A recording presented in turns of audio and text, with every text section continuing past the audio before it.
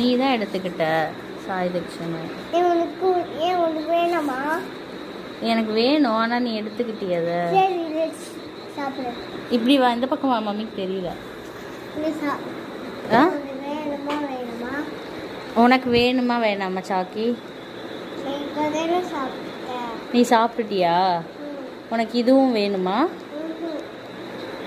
வேணும் சொன்ன, வேணும் தானே எடுத்து வச்சிருக்க.